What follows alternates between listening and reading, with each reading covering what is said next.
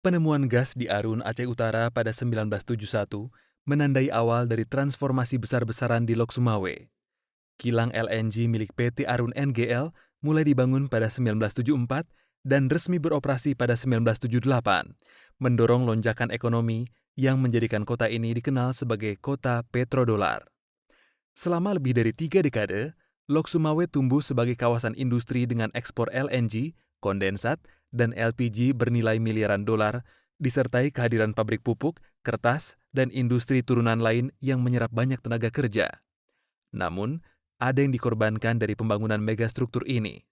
4 desa, yakni Blang Lancang Timur, Blang Lancang Barat, Rancong Timur, dan Rancong Barat, dihapus dari peta demi proyek yang melibatkan kerjasama Pertamina, Mobil Oil atau Exxon, dan konsorsium Jepang.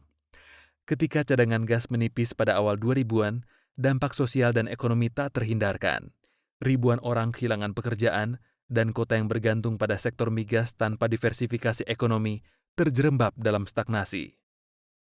M. Nasir Usman mengenang pelepasan kapal terakhir pengangkut liquefied natural gas atau LNG atau gas alam cair dari kilang PT Arun Natural Gas Liquefaction atau NGL pada Oktober 11 tahun silam.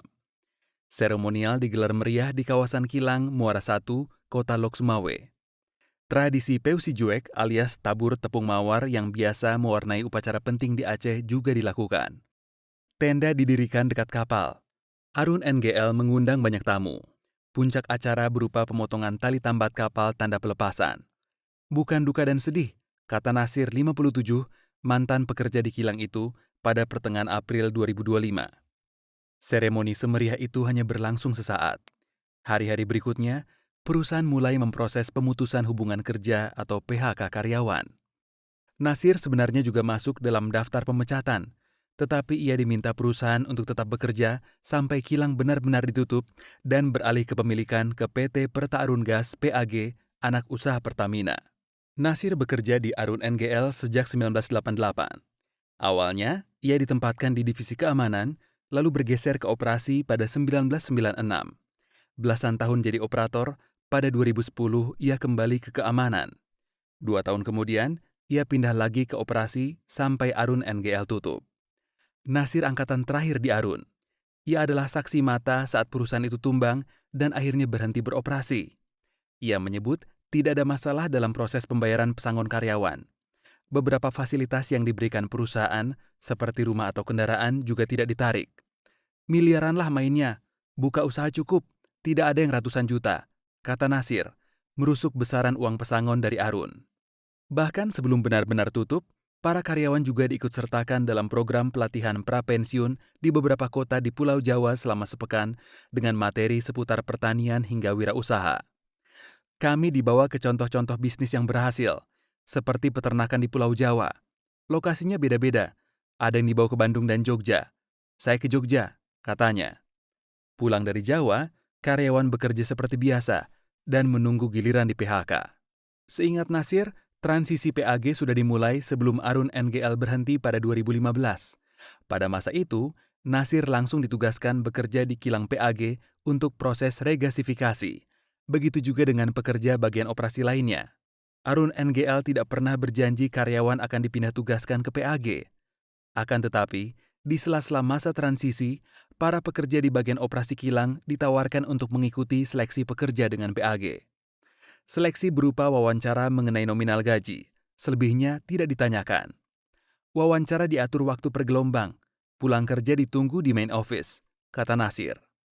Kalau pekerja tidak mau lanjut, saat wawancara tidak sepakat, besoknya tidak masuk lagi. Namun, tawaran gaji dari PAG rupanya tidak setara dengan Arun. Dulu di Arun NGL, gajinya 20 juta rupiah per bulan, kemudian beralih ke PAG 8 juta, kata Nasir. Dari semua karyawan Arun NGL di bagian operasi yang berjumlah sekitar 80-an orang, kata Nasir, 4 diantaranya menolak dan tidak dipanggil untuk seleksi wawancara PAG. Yang menolak saya lihat ada yang keluar negeri, ujarnya. Menurut Nasir, karyawan Arun NGL yang beralih ke PAG kebanyakan dari bagian operasi kilang, sementara bidang lain hanya diambil sesuai kebutuhan. Teuku Haidir, Presiden Direktur PAG periode 2013-2017, dalam buku Mengembalikan Kemasyuran Arun NGL 2021, mengatakan mereka kesulitan ketika mengalihkan pekerja ex Arun NGL ke PAG. Beberapa pekerja, seperti di bagian Sulfur Recovery Unit atau SRU, menolak bergabung karena gaji tidak sesuai standar Arun. Dalam rapat dengan Pertamina, disinggung bahwa standar gaji Arun NGL mengikuti ExxonMobil. Karena perusahaan baru, PAG sulit memenuhi standar gaji tersebut. PAG mengikuti standar gaji Pertamina. Haidir lantas menghubungi koleganya di PT Badak NGL, Pertamina, dan PT Pupuk Iskandar Muda. Kepada Haidir, mereka mengaku bisa membantu apabila tenaga kerja tak bisa diserap dari Arun NGL. Bermodal itu, Haidir memberi pengumuman kepada ex pekerja Arun NGL. Apabila tawaran PAG tidak diterima, maka peluang untuk bekerja di PAG tidak tersedia lagi, karena sudah ada tenaga kerja yang siap untuk didatangkan dari Jawa, Bontang, dan Aceh sendiri. Mereka akhirnya mengerti dan mau bergabung bersama PAG, kata Haidir. Khusus pekerja operasi kilang, sebanyak 125 pekerja Arun NGL masuk dalam gelombang pertama perekrutan PAG. Selanjutnya, direkrut lagi berkisar 80 orang. Mereka juga dapat pelatihan terkait teknologi baru regasifikasi. Mereka diberangkatkan lagi ke Jawa, termasuk Nasir. Training untuk menyesuaikan dengan teknologi baru, pelatihan operator, bagian regasifikasi saja, kata Nasir. Nasir memilih tetap mengambil tawaran PAG walaupun gajinya jauh berkurang, karena ia masih tetap harus membiayai kebutuhan sehari-hari keluarganya. Di PAG, Nasir dan pekerja ex Arun NGL lainnya berstatus pekerja waktu tertentu atau PWT yang dikontrak per tahun. Pada tahun kedua, PAG membuka kesempatan ex Arun NGL mengikuti seleksi menjadi karyawan tetap. Seleksi digelar lebih ketat, mulai dari psikotes hingga kesehatan lengkap. Kebetulan kami lulus, tapi ada yang tidak lulus. Ex Arun NGL yang tidak lulus tes tetap di situ, tapi jadi PWT saja, kata Nasir. Arun NGL tercatat memproduksi LNG, kondensat, LPG, dan sulfur yang diekspor ke Korea Selatan dan Jepang. Lebih dari 3 dekade berjalan, Arun NGL mengapalkan 4.269 kargo LNG dengan nilai tiap pengapalan 10 juta US dollar. Karenanya, Lok Sumawe dikenal sebagai kota petrodolar.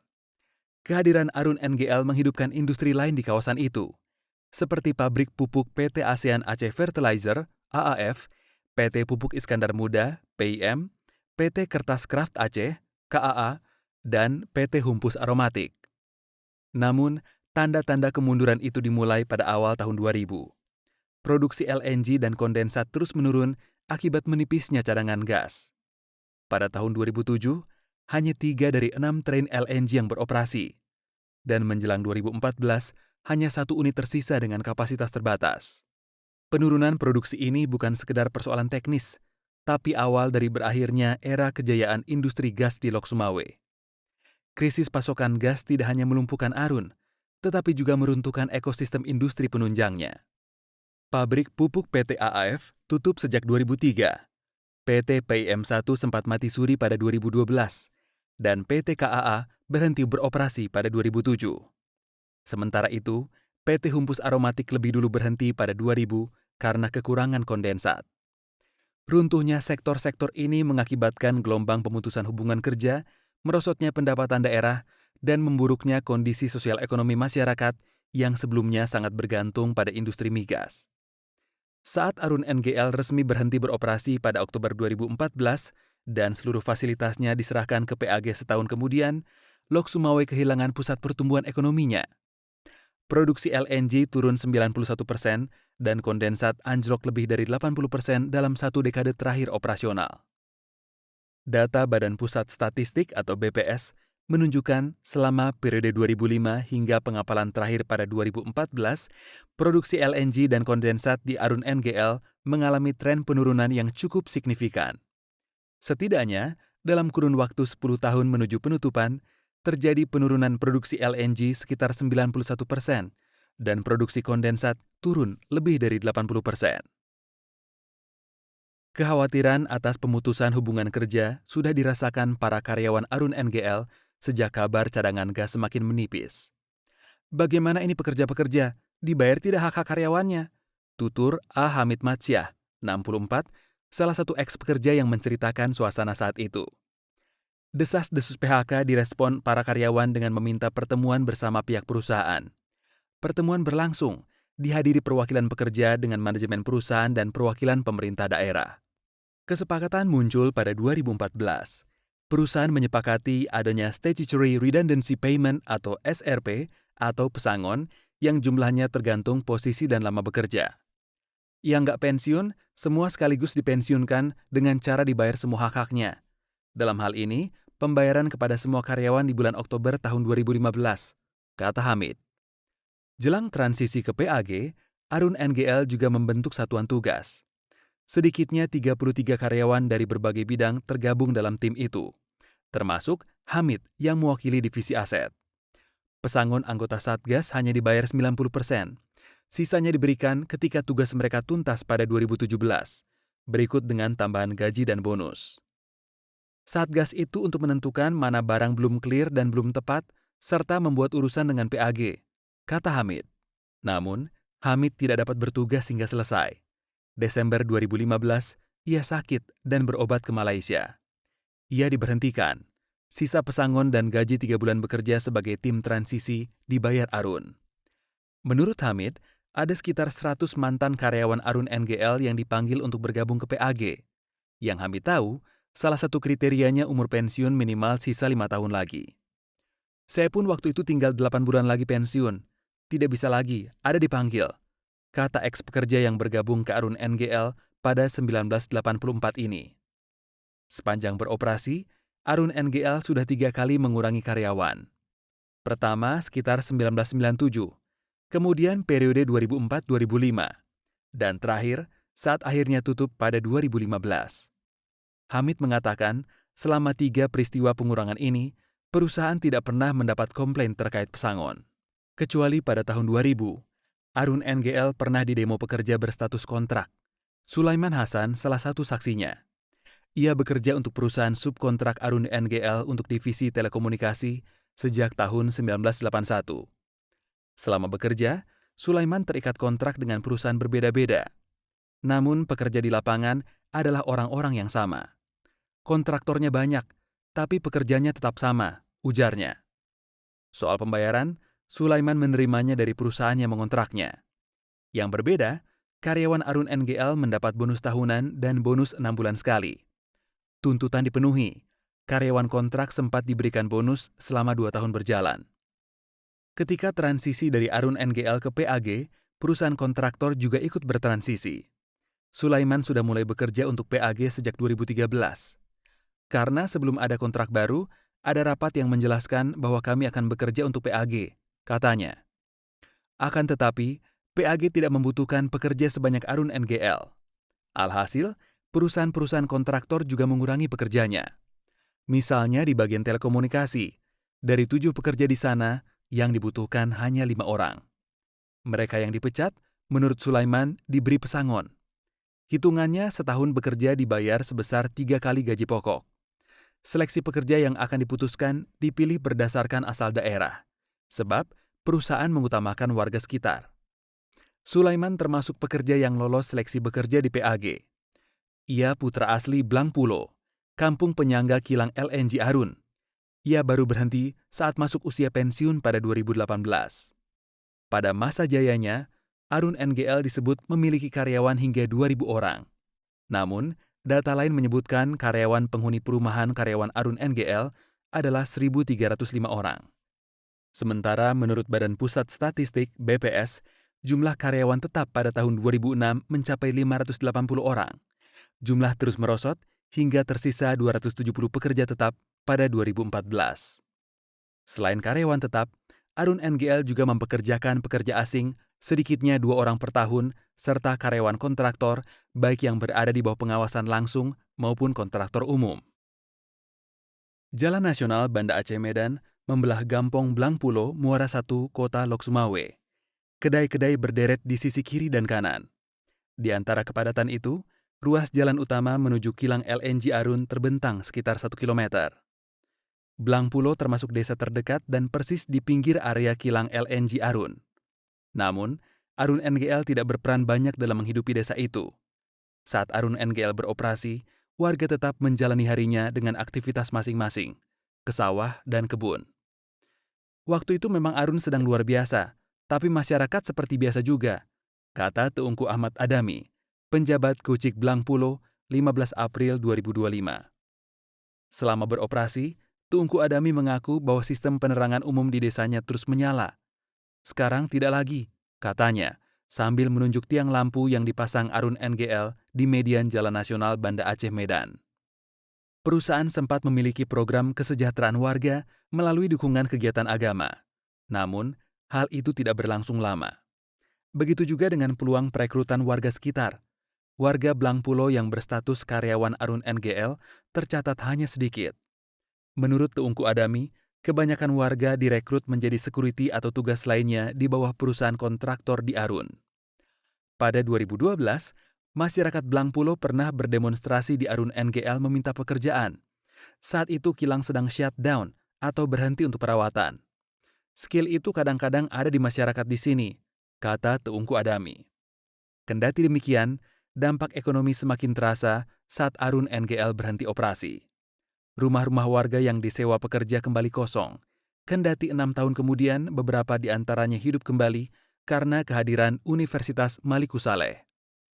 Teungku Adami menuturkan, saat ini tidak ada peninggalan Arun NGL yang dapat dimanfaatkan warga desanya. Di sini tidak ada bangunan yang dihibahkan ke desa. Tidak ada dampak bagi ekonomi masyarakat yang berkelanjutan setelah perginya Arun, katanya.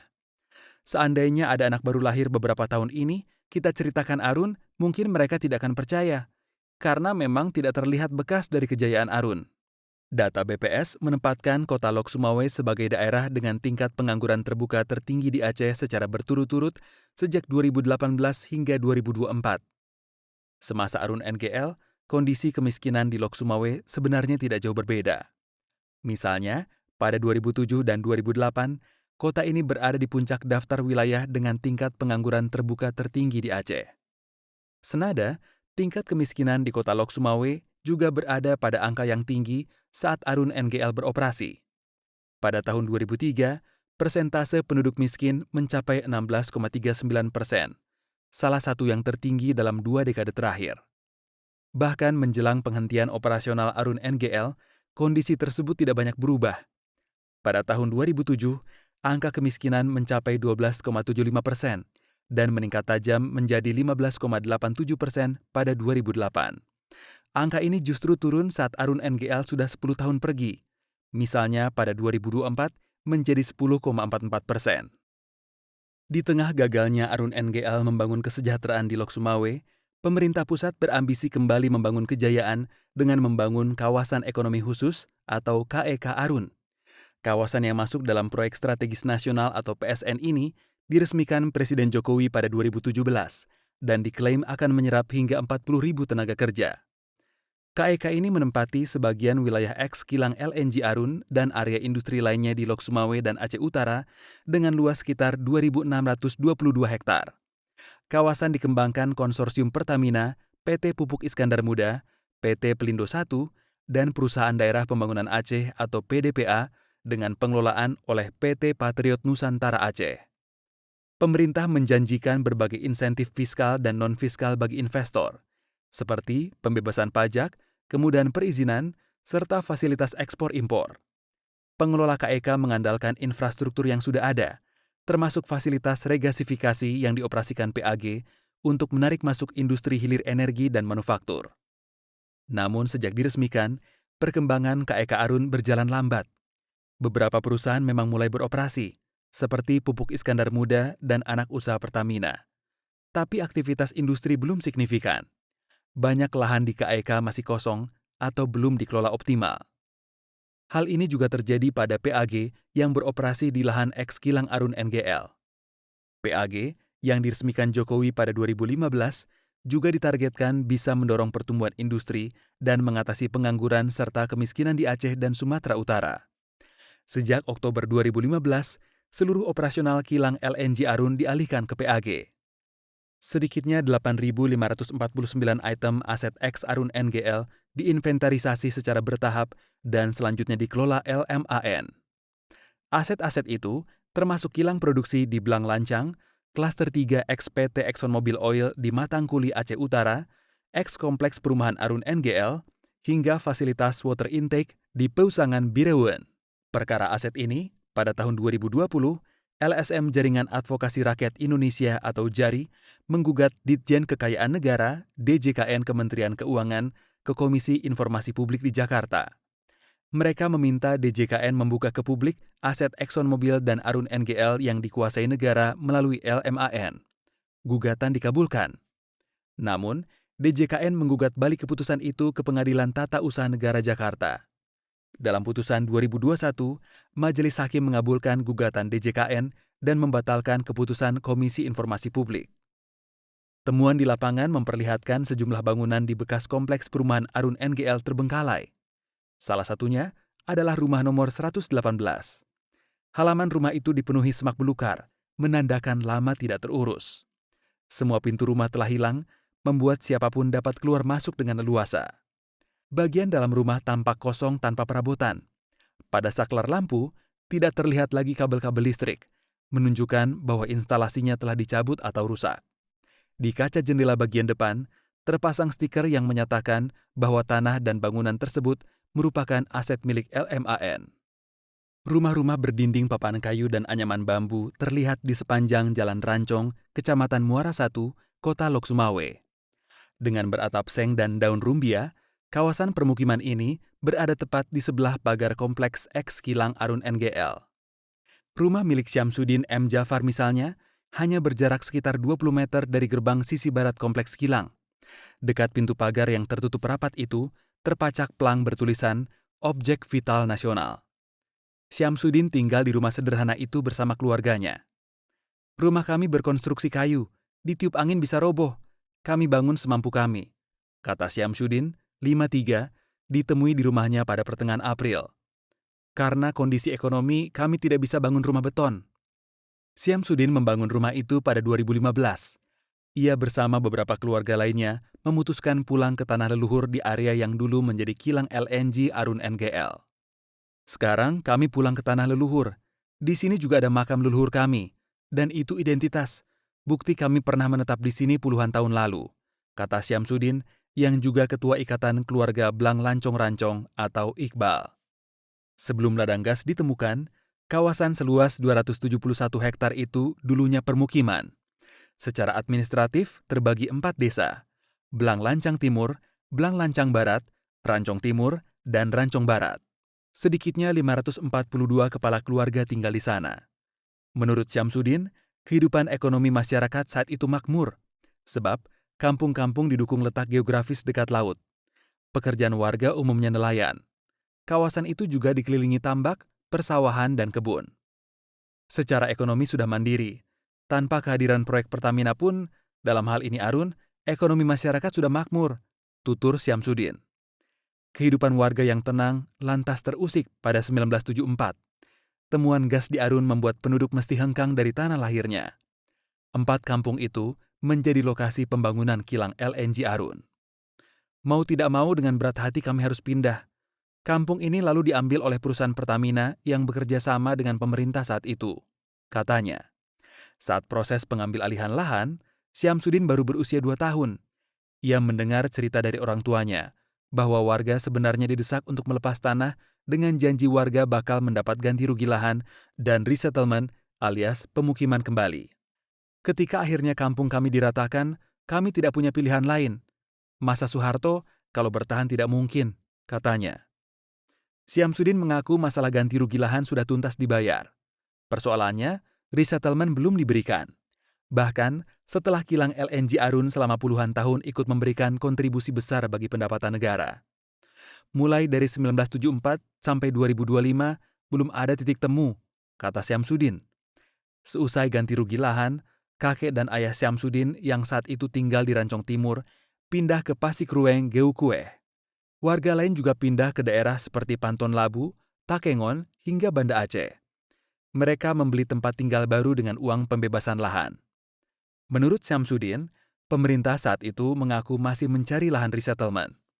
Pertama, di Alue Paya Cicem, Seunudon, Aceh Utara. Warga menolak tinggal di sana karena sulit mencari kerja. Lokasi kedua di kawasan Pegunungan Bang, Aceh Utara. "Kami yang melaut dipindahkan ke gunung, kan tidak cocok," kata Syamsuddin. Pencarian lahan resettlement berlarut-larut, sementara warga akhirnya terpaksa beradaptasi dengan tempat barunya masing-masing. Bertahun-tahun kemudian, situasi kawasan itu semakin memanas karena konflik senjata Gerakan Aceh Merdeka atau GAM. Meredam pemberontakan, pemerintah mengirim ribuan tentara ke Aceh yang berstatus Daerah Operasi Militer atau DOM pada rentang 1989 sampai 1998. Selama nyaris satu dekade itu, di sekitar kilang LNG Arun yang megah, terdapat pos satuan taktis dan strategis atau Satis Rancong yang ditempati Kopassus, pasukan elit TNI Angkatan Darat. Tempat-tempat itu diduga menjadi lokasi orang-orang yang dituduh GAM disiksa dan dibunuh tanpa proses peradilan. Syamsuddin dan warga lain mencoba memahami kondisi itu. Tidak mungkinlah kita mendesak sementara konflik masih terjadi, katanya. Setelah reformasi, mantan penduduk 4 kampung itu menuntut kembali resettlement.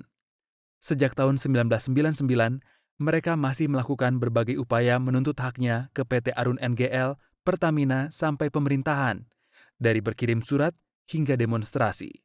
Puncaknya, pada 2015, ketika warga memutuskan menempati kembali tanah leluhur.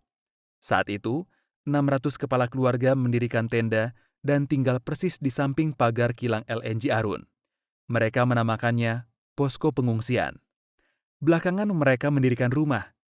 Tapi, seiring perjalanan waktu, masalah ekonomi, dan perjuangan mereka yang belum sampai pada titik temu, sebagian warga pergi dari kawasan itu. Sekarang rumah yang masih ada di sini sekitar 200-an, kata Syamsuddin. Masalah dihadapi warga ini juga dimediasi Komisi Nasional Hak Asasi Manusia atau Komnas HAM pada 2013. Dalam pertemuan itu, mengemuka solusi agar BUMN melepaskan tanah PT Pertamina seluas 121,9 hektar di Ujung Pacu Lok Sumawe untuk resettlement. Dalam surat yang ditujukan ke Menteri BUMN pada 7 Januari 2014, Komnas HAM menyebut upaya pemerintah Aceh dan Komnas HAM untuk menyelesaikan masalah itu tidak direspon Menteri BUMN. Gubernur Aceh, Zaini Abdullah, pada 11 Maret 2014 juga menyurati Menteri BUMN meminta realisasi hibah tanah itu. Komnas HAM menyatakan penolakan atau pengabaian atas upaya penyelesaian permasalahan yang dialami warga eks Blang Lancang dan Rancong digolongkan sebagai pelanggaran HAM. Saat menjamu Menteri BUMN Dahlan Iskan di Muligwe Aceh pada Jumat 28 Maret 2014, Gubernur Aceh Zaini Abdullah menyerahkan map berisi surat permohonan hibah tanah milik PT Pertamina, PT Arun NGL di lokasi Ujung Pacu Lok Sumawe. Tanah tersebut kita minta dihibahkan karena saat ini tidak lagi dipakai seiring menurunnya pengelolaan gas, kata Zaini, mantan Menteri Luar Negeri GAM itu. Dahlan Iskan kala itu mengatakan bersedia membantu. Ia mengaku tidak keberatan apabila tanah milik PT Pertamina tersebut dihibahkan. Namun, aset milik negara kewenangan Menteri Keuangan, maka saya siap memfasilitasi gubernur bertemu dengan Menteri Keuangan, kata Dahlan. Selain itu, warga mengadukan masalah ini ke Presiden Joko Widodo saat ia datang ke Blang Lancang untuk meresmikan terminal penerimaan dan regasifikasi LNG di Arun NGL pada 9 Maret 2015. Sekretariat Kabinet lantas menindaklanjuti pertemuan warga eks Blang Lancang, Rancong, dan Jokowi itu dengan menggelar rapat koordinasi di Jakarta. Persamuhan dihadiri berbagai pihak, termasuk kementerian dan pemerintah daerah. Rapat itu tidak membuahkan hasil apapun. Hingga kini, janji pemukiman kembali tidak kunjung terpenuhi. Syamsuddin bersama warga lainnya juga masih tinggal di Gubuk Reyot. Kalau masalah ini sudah selesai, kami tidak mungkin juga tinggal di sini, katanya. Karena ini kawasan proyek vital, bahaya. 38 tahun diambil hasil migas di Arun di Blang Lancang, berapa kapal itu? Ratusan triliun asetnya. Masa masalah resettlement ini kecil kali itu? Teuku Kemal Fasya, antropolog Universitas Malikusaleh Lok Sumawe, menilai kejayaan Arun NGL semasa masih beroperasi bagaikan magnet yang menarik banyak orang. Tapi, kemegahan itu memudar ketika perusahaan berhenti beroperasi dan beralih ke PAG. Menurutnya, kehadiran Arun NGL justru membawa ruang eksklusif di tengah-tengah warga dan budaya Aceh. Misalnya, kompleks perumahan ExxonMobil di Blang Pulo menerapkan standar keamanan ketat. Tidak sembarang orang bisa mengakses kawasan itu. Termasuk juga kehidupan seperti di barat. Misalnya ada kolam renang. Di foto lama itu, kita lihat banyak bule pakai bikini. Biasa itu berenang. Termasuk ada pubnya juga. Ada minuman alkohol. jadi ruang yang secara eksklusif hadir di Aceh, tuturnya. Ruang eksklusif ini juga terbentuk di Kompleks Perumahan Arun. Anak-anak yang dulu besar di Perumahan Arun NGL juga menjadi anak-anak eksklusif yang enggan membaur. Arun NGL tidak berhasil membangun kemandirian ekonomi masyarakat. Hal ini terlihat ketika perusahaan angkat kaki, beberapa aset seperti kabel listrik dan bagian-bagian rumah hilang diambil warga. Masyarakat jadi pengutil. Mereka anggap wajar saja mencuri. Dulu kan kita tidak bisa masuk, jadi ketika sudah beralih politik, beralih sistem ekonomi, tidak lagi dikuasai oleh Arun, malah mereka menggerogoti, kata Kemal. Realitas itu menunjukkan bahwa kehadiran industri migas di Aceh tidak serta-merta membangun. Teori ekonomi trickle-down effect atau efek kesejahteraan yang menetes ke lapisan masyarakat bawah tidak terjadi pada kasus Arun NGL, lanjut Kemal. Industri ekstraktif nyatanya tidak dapat menjadi penolong utama kehidupan masyarakat. Industri seperti Arun NGL hanya mampu menyerap tenaga kerja dalam jumlah terbatas. Tahap awal pembangunan infrastruktur memang menyerap banyak pekerja, tapi hanya berlangsung singkat. Setelah proyek selesai, pekerja pun menyusut. Pekerja di sektor industri migas terbatas pada mereka yang punya keahlian tertentu. Orang-orang yang menikmati hasilnya hanya mereka yang dekat dengan struktur perusahaan dan kekuasaan. Selebihnya tidak merasakan kesejahteraan, kata Kemal. Menurut Kemal, Lok Sumawe sudah harus bergeser ke sumber ekonomi di luar migas.